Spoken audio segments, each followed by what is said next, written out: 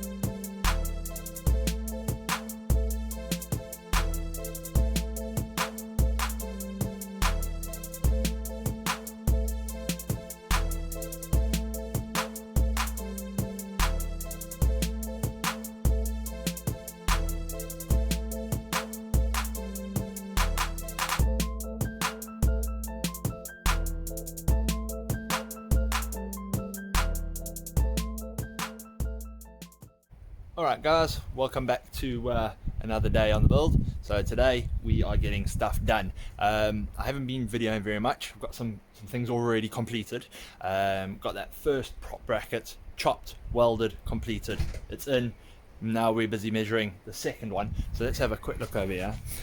Basically, this is the idea of what we're doing. So these prop brackets, as you can see, they're too hard. They go up too far into the tunnel, and the prop bearing that sits on top actually falls on it. So what we've got to do is we've got to chop them. As you can see, this one's chopped, and we've got to cut a bit of meat out of the sides, drop them down, splay them a little bit, and then weld them up. So this is actually a harder bracket. Luckily, this bracket just seems like proper mild steel. The other one was kind of an alloy, so it was a bit hard to weld. I got my dad to do it, so because he's got the skills. But basically what we're going to do to this now, this one has to be really small because it's at the back. So what we're going to do is probably chop further down here, and then splay this out a bit till it matches up, and then weld it in, and then get the heart right. I may do a time lapse or a little bit of a fast motion of us getting this one completed, but there's a lot of like sort of back and forth between here, between the grinder, between the welder. It's just a real pain in the ass to actually get the stuff, get a good angle to get it all on video, and it's pretty manic. It's back and forth, but I'm going to see what I can do. Yeah, but the front one is complete and it's up and it's in. After we do these two, the next step is to measure up where the holes go into the chassis, drill some holes into the actual chassis legs, and then use some riv nuts and mount these guys up, and then that'll be the prop shaft in. And then probably what I'll do is give it a start and see if the back wheels actually spin. That way I'm testing the hull decks. But yeah, good progress going on. We've got some good stuff happening here. Fingers crossed this is going to all work out and all be in pretty quickly, and then we can move on to the exhaust. So with the exhaust, as long as I can get a downpipe working, that's much better, because if the downpipe's gone, I can actually start this thing and I'm not destroying all the electronics that are blowing out straight from the turbo. Anyhow, so yeah, caught up. That's where we are at the moment.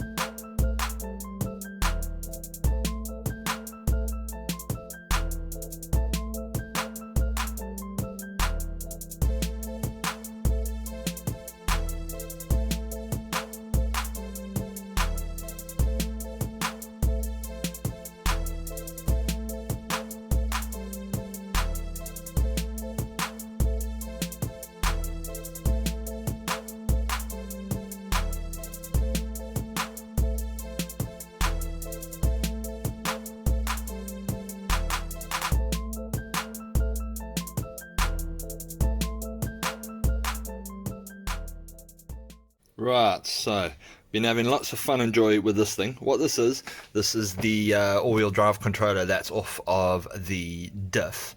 Now I've obviously pulled it out. Problem that I had was, started the car, put it in gear, front wheel spun, the prop spun, nothing came out of the diff, so the hull decks wasn't engaging. Now got down underneath, plugged some power into this straight from the battery, and you can hear it like squeaking, like screeching, like a capacitor's dead or something like that. That's what it sounded like to me. Put 12 volts to the pump on the diff, pump works. So we know the pump side of it works, so it's definitely this. Now what I'm going to do, I'm going to connect some power here, completely independent of the CAN bus system of the car, just to eliminate that, just to make sure. But it looks like I'm probably going to need a new one of these guys. They're not cheap, they go for about 150 bucks.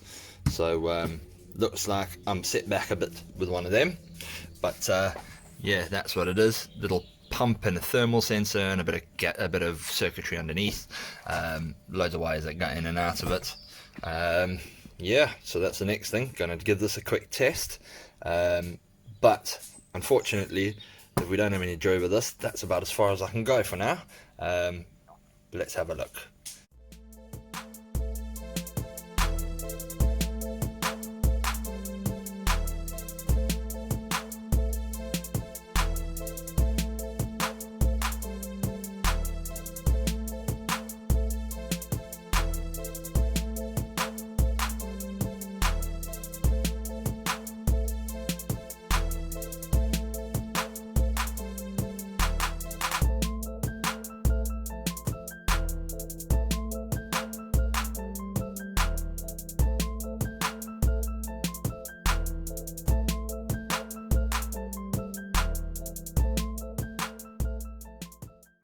Right guys, just want to show you some progress, give you an update. We've had a semi-productive day. Obviously figured out now that the rear diff controller is toast, it just buzzes. So that was a bummer. Basically got over that, decided to make a start on the exhaust, chopped up the downpipe and the rest of it to get a couple of bends, and ended up with that as the modified downpipe. As you can see, this was joined straight onto there. It's been added a little bit of an angle to clear the transfer case, which sits pretty close to this. Then tomorrow, we're losing light and it's getting a bit too late to make some noise now. We're going to probably put a little angle off of here and extend it straight so it hugs along the chassis rail, join it up to the rest of the back, order a bit more piping and get it done. So I mean, what I'm going to do just to basically tack it up, get it in place, probably another day or two's work, but then to clean everything up takes a bit longer. So yeah, a couple of days, maybe 3 days, should have a full exhaust on this thing. So fingers crossed we've got all the bends, because I'll show you now. Chop this big part out of the rest of the exhaust, purely because this used to go around the petrol tank and it's not going to anymore, because obviously we're going straight now. So I've got loads of bends in here that I'm going to repurpose and yeah, get this thing working, get it all in the hangers and get it up and going. I'm just dying to go for a drive. Ordered the second-hand diff controller today, so that'll come next week. So unfortunately it's not going to be in this video, it's going to be in the next one, but hopefully next video is complete and driving. Fingers crossed, as long as we don't have any massive snags, I'm going to start cracking on with this, me and my dad. My dad's the fabricator of the two of us, he's been welding and stuff, although I do want to perhaps on the straight part get my welding technique down a bit. I'm quite useless at it, so yeah, other than that, things are looking really, really good. Just the exhaust and the diff now, and that's it, done. The exhaust is done before I get the diff controller. I'm just going to chuck the wheels on and take it for a drive, front wheel drive, and see if I get any weirdness or anything. But yeah, really excited. Tomorrow I'll have the downpipe done, I think, and then yeah, game on. We're going to be driving this thing soon. So catch up in a little bit.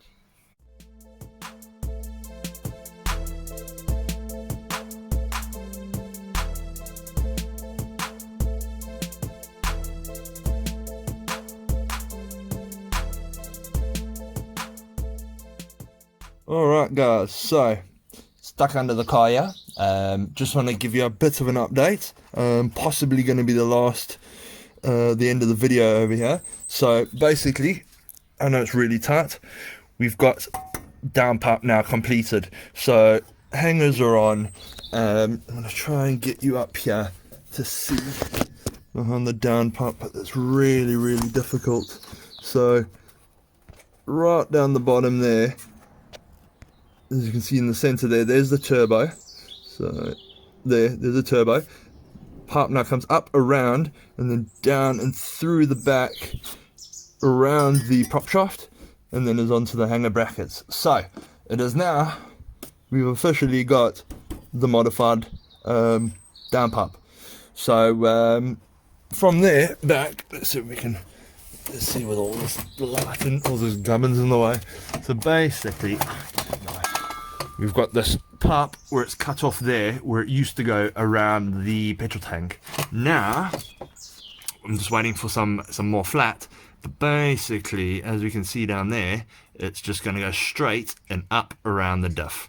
So instead of going around, it's going to be like a straight part now. So that's going to be much easier. It's going to take a lot of tubing out, and it's going to be pretty easy to do, to be perfectly honest. This downpipe was quite a pain, because obviously we don't have a lift or anything, so it's been a pain to do. We've done section by section and got it all in. It actually clears really well. Loads of space around the prop, enough space around the body, loads of space up here. I'm actually really happy with it. Obviously we're not professional welders, so the welds aren't great. Well, they aren't perfect, but they are perfectly serviceable. So yeah, I think that is going to be where we leave it today, because there's not much more I can do without getting some pipe. So Yeah, great progress. Down part done. At least now I can start it and run it, and it's gonna be a bit quieter. It's gonna sound more like it'll sound on the road. So yeah, leave you with this until next time. Thanks for watching. Hope you're still enjoying it all. Hope you're enjoying the exciting progress we've had in the last, say, 2 episodes, because we've really moved on leaps and bounds.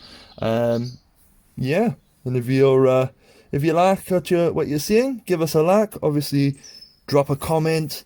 Hit that subscribe button. Hit that bell button, and share it around. Send it to all your mates, because I think next video, we're probably going to be driving and doing 0 to 60 tests. Fingers crossed. I've probably just jinxed it, but fingers crossed. Right, until the next time, guys, thanks for joining me. Hope you're all well and safe, and I'll see you the next time.